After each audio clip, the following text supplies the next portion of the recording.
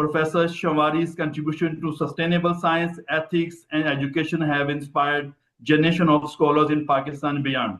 Sir, the floor is yours.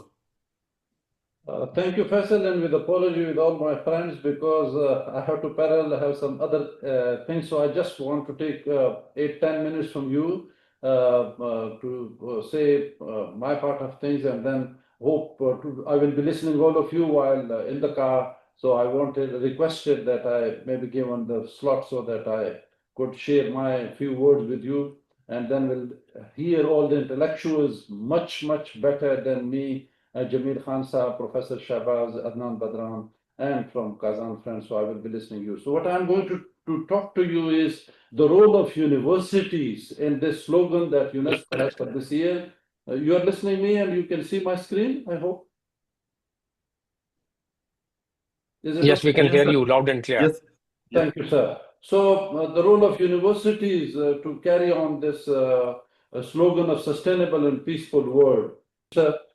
The issues that we are having, population growth in Pakistan and low middle income countries, and specifically talking about them, that's a kind of people use it as a strength, and this is become as a weakness for us to feed.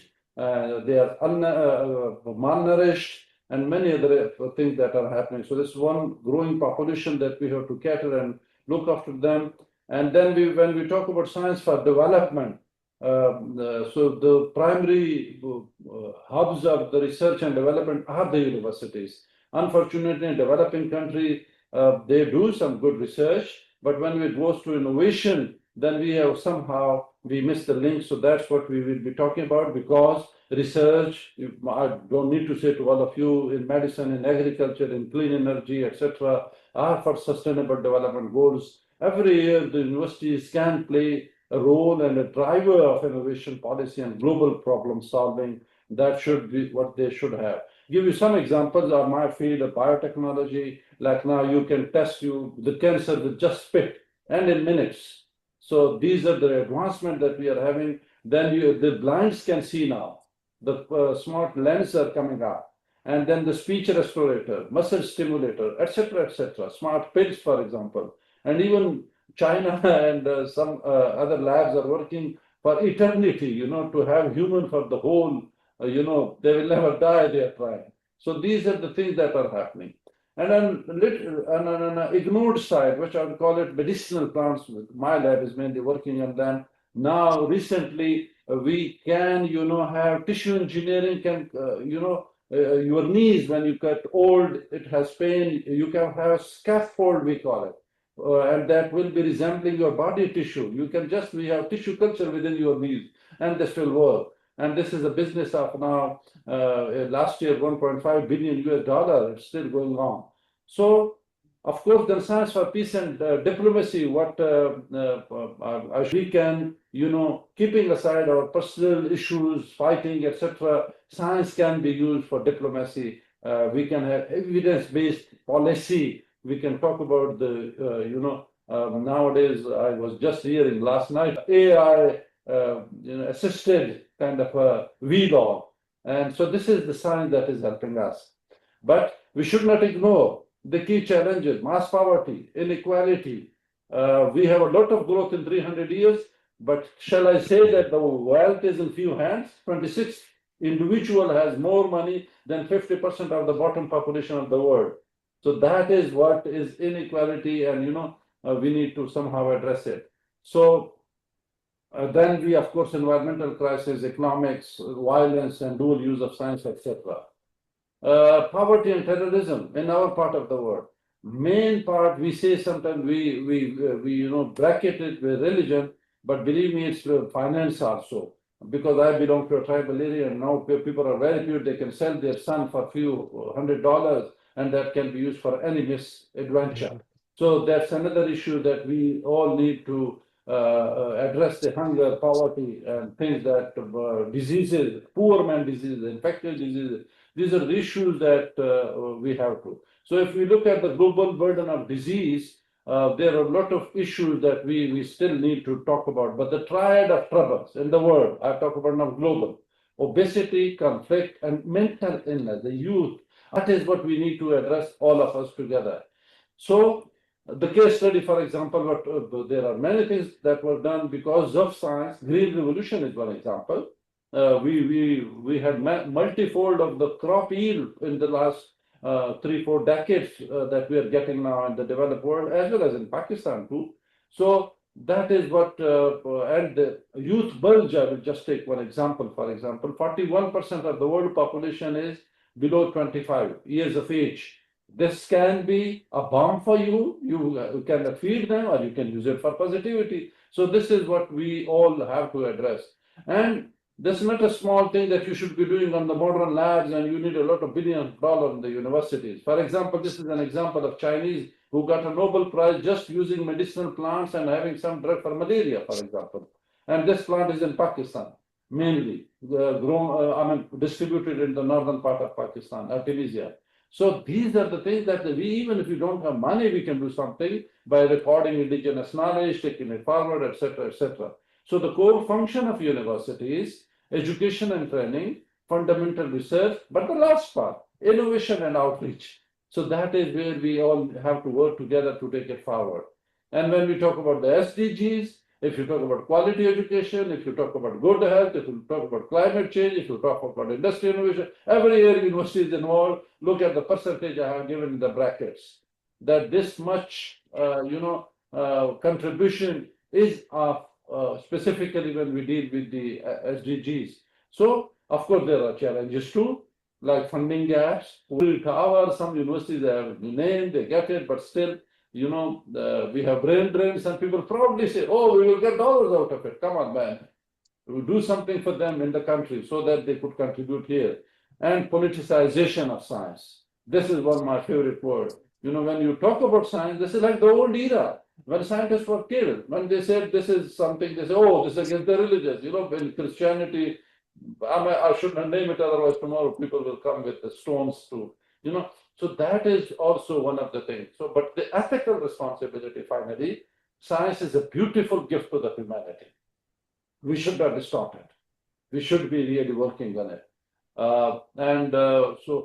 So we should have some kind of strategy to maximize the impact. And that is foster interdisciplinarity. This is what my university is now doing. AI and biotechnology and pharmaceutical science, and now using the modern technology to all the stakeholders so that we strengthen global partnership. This is our common agenda that we are talking on. So the future is a global civic mission that universities in 21st century must fully embrace global civic mission, placing science, peace, and sustainable development at the very heart of all of its purpose. So that's what we really will be talking. So for that, we need what? Strong intellectual infrastructure, we have it almost. Efficient mechanism of transfer of technology from people to society and institution. Excellent infrastructure, we have it somewhere here and there if we try to join hands together. Some capital and entrepreneurial culture, and of course quality of life. That is what we need, that is what is in the policies hand. And we should realize this, just because I work with the indigenous communities, every 400-500 years in the human history, there were some good time that you wish to have been born. You were hunter, you became agricultural development, you became industrialized, 500 each, and now this is the time where we are lucky that we are in this. We should take maximum benefit out of it. The work of the years are done in minutes now. So that is what we should be really saying, that the transformation that they are there. There's a hand of Sikandar, but let me close this down and then I can answer a question if he has. So what we need is primitive society, from primitive society to agricultural society to industrial society. Finally, now we are in the knowledge that is the economy, that is what is there. So, but of course, universities are challenged because of all this, that the concept of centuries-old concept of universities are being challenged. Now universities, people say you don't need your building, you don't need your rooms, you don't need anything. This is the medium that you can even talk from the bed, even you can experiment while sitting on your bed. And that is what you can have your life, and you can do, virtually things can be done. So that is that we have to adapt ourselves and all this. But then the developing country should realize this is the percent of GDP that is being allocated to the science and development. If you look at Pakistan, probably a very small dot that you cannot find at the bottom somewhere, green and at the very bottom. So that is the challenge that we all have. So the world is changing and we have to change ourselves. We have to produce change managers, interdisciplinary, commercialization, innovation. Look at the South Korea that they were having mocks, etc. South Africa, inclusive university involving everybody there. So we have to learn from this and we have to do something contribution to the public good for the science with and for society. Shabazz Khan sir knows it that we were doing in UNESCO.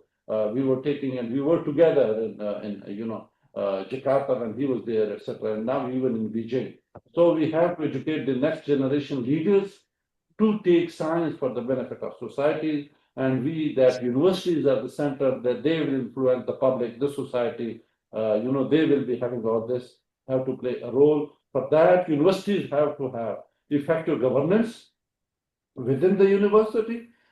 Otherwise, these slogans, we cannot. If you are involved in too much politics and other things, our energies will be wasted. So there are challenges, of course. Some I said, like you have to compete with the world.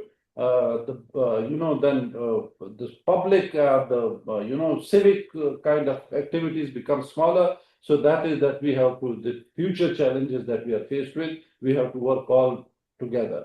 In our FUAST, Federal Urdu University, Science, Arts, Technology, the rule of business is no confrontation, we are trying, no compromise on principles, we are suffering, but cooperation and collaboration. Future vision for the university is we are hiring effective managers. We are taking our, take down the boundaries, let others in, even with all the stakeholders, we are working with everybody you can imagine. And then ensure academic freedom and, following the rules and all this. So, but there are gaps, of course, paucity of change managers, change leaders. Even if we have change leaders, they are not trained. National spirit is dwindling, national spirit, limited collaboration, no framework exists for commercialization, lack of merit-based selection. We are facing problems with the selection boards, etc. So these are the issues that we are working on, and no succession even. So finally, the challenges that globalization, competition, multidisciplinarity, all this, we are working and we will be having translation of knowledge into action, that is equity and fair play. So there are reasons for Pakistan not going fast and just skipping some of the things, but for the research career, we have to understand the bottlenecks that we are having and we'll be working on it. So we are also advocating in the country that the PhD holders should understand that academia is not the only place for them. They have to work with other things, look at other avenues, being entrepreneurs, working on this. Even developed world is facing sometimes problem. But in Canada, for example, the PhD holder, only a few % of them go to academia, rest works with the industry, etc. And the rise of PhDs in the world, this is data, and people are working to how to maximize their use in the input. Of course, there are concerns of the culture of quality of research, competition, poor quality, etc. Funding is another issue. Assessment of research is another issue, that we have to have authorship issue, ethics, publication, etc., etc. So, but the skills that we are now thinking for the future, for the generation, active listening, speaking, critical thinking, reading comprehension, etc. We are trying to inculcate all this so that we compete with the diplomacy and the world. Now, what I conclude with the things is that who is a teacher? One who dares to teach and never cease to learn. Not the whole thing, because the world is changing too quickly. So let's encourage thinking, role models, etc. One example, for example, you can go look at the food, for example, that can be your medicine. So you have to work on all this. There can be plan for the development for successful leaders. How should they work with the things? How to integrate interdisciplinary. The upper one is a model that Pakistan or low middle income countries are going through. Unless you do it this like European did it, you cannot get a product out of it. So we have to have motivation for them. So that, otherwise, the publishing, like you go to the apple tree and say, "Oh, this is apple. This has red. This has white." We have to go beyond this to have science with and for society to get all. At the end, thank you very much, ladies and gentlemen. I really, if we work together as a team, we all friends, like we are here, having similar thinking and similar kind of. This is what we call it our religion. So we can lead, look at at least we can learn from the animals how they go through difficult time. Thank you, ladies and gentlemen. I'm sorry if I took a couple of minutes more. Thank you.